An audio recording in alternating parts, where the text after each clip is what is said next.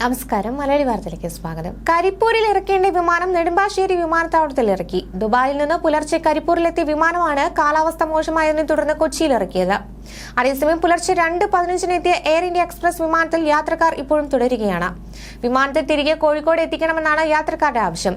വിമാനത്താവളത്തിലേക്ക് പോകണമെന്ന് ജീവനക്കാർ യാത്രക്കാരോട് ആവശ്യപ്പെട്ടെങ്കിലും യാത്രക്കാർ നിരസിക്കുകയായിരുന്നു.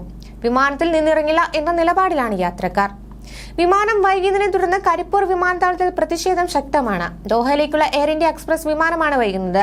രാവിലെ 9:35 പുറപ്പെടേണ്ട വിമാനമാണിത്.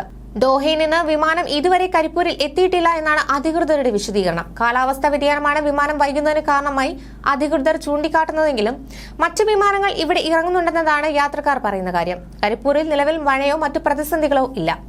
വൈകിട്ട് 5:40 യാത്രക്കാരെ കൊണ്ടുപോകുമെന്നാണ് എയർ ഇന്ത്യ എക്സ്പ്രസ് അറിയിക്കുന്നത്.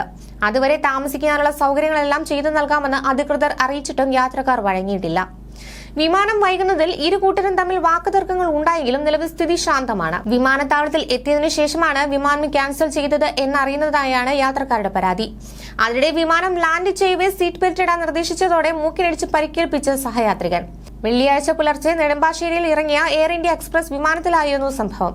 ഇടുക്കി സ്വദേശി അനിൽ തോമസ് ആണ് സഹയാത്രികനായ കോട്ടയം സ്വദേശി വിമലിനെ ആക്രമിച്ചത്. ലാൻഡിംഗ് അനൗൺസ്മെന്റിന് പിന്നാലെ വിശാൽ അനിൽ തോമസിനോട് സീറ്റ് ബെൽറ്റ് ധരിക്കാൻ ആവശ്യപ്പെടുകയായിരുന്നു. അനിൽ ഇത് അനുസരിച്ചില്ല. പുറത്ത് ശക്തമായ മഴയുണ്ടെന്നും സീറ്റ് ബെൽറ്റ് ഇടുന്നതാണ് സുരക്ഷിതമെന്നും വീണ്ടും പറഞ്ഞു. ഇതോടെയാണ് പ്രകോപിതനായ അനിൽ വിശാലിന്റെ മൂക്കിടിച്ചത്. വിശാലിന് സാരമായി പരിക്കേൽക്കുകയായിരുന്നു. ഇത് കണ്ട ക്യാബിൻ ജീവനക്കാർ ഇടപെട്ടു. വിമാനം ലാൻഡ് ചെയ്ത ഉടനെ അനിലിനെ CISF എത്തി വിമാനത്തിൽ നിന്ന് പിടികൂടി. തുടർന്ന് നെടുമ്പാശ്ശേരി പോലീസിന് കൈമാറുകയായിരുന്നു.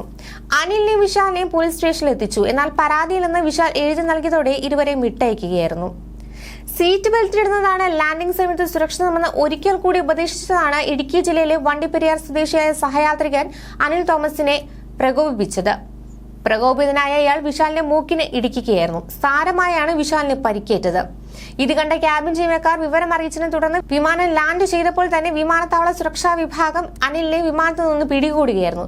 തുടർന്നായിരുന്നു നെടുമ്പാശ്ശേരി പോലീസിന് കൈമാറിയത്. എയർ ഇന്ത്യ എക്സ്പ്രസ് വിമാനത്തിൽ ദിനംപ്രതി ഇത്തരത്തിലുള്ള പ്രശ്നങ്ങൾ കൂടി വരുന്നതായാണ് റിപ്പോർട്ടുകൾ. എയർ ഇന്ത്യ എക്സ്പ്രസ് വിമാനങ്ങൾ കൂട്ടത്തോടെ റദ്ദാക്കപ്പെട്ടപ്പോൾ നിരുത്തരവാദിത്തപരമായ നടപടി തിരുവനന്തപുരം സ്വദേശിയായ അമൃതയ്ക്ക് നൽകിയത് ഒരിക്കലും നികത്താനാവാത്ത നഷ്ടവും വേദനയുമായിരുന്നു. മസ്കത്തിൽ ആൻജിയോപ്ലാസ്റ്റിക്ക് വിധേയനായ ഭർത്താവിനെ കാണാൻ പോകാനിരുന്നെങ്കിലും അപ്രതീക്ഷിതമായി വിമാനം റദ്ദാക്കുകയായിരുന്നു. രാജേഷിനടുത്തെത്താൻ ടിക്കറ്റ് എടുത്തിട്ടും എയർ ഇന്ത്യ ജീവനക്കാരുടെ സമരം മൂലം 2 തവണ യാത്ര മുടങ്ങിയ അമൃതയ്ക്ക് പിന്നീട് കേൾക്കാൻ കഴിഞ്ഞത് പ്രിയതമന്റെ വിയോഗ വാർത്തയായിരുന്നു. നാളുകൾക്ക് മുമ്പെയായിരുന്നു ഈ സംഭവം നടന്നത്. ഇതിന് തൊട്ടു പിന്നാലെയാണ് വീണ്ടും അപ്രതീക്ഷിതമായ വിമാനം റദ്ദാക്കൽ. ന്യൂസ് ഡെസ്ക് മലയാളി വാർത്ത.